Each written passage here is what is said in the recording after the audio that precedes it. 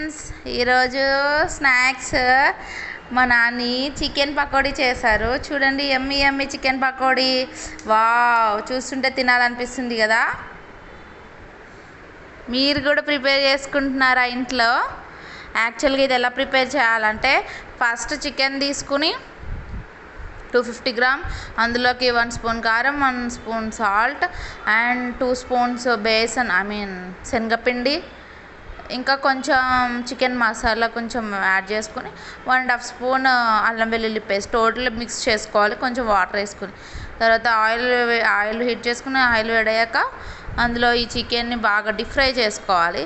అంతే, yummy yummy chicken pakodi ready. గార్నిష్కి కొంచెం మిర్చి అండ్ జీడిపప్పు కాజు వేయించి పైన గార్నిష్ చేశారు.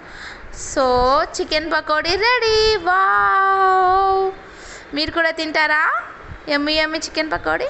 Okay friends, bye.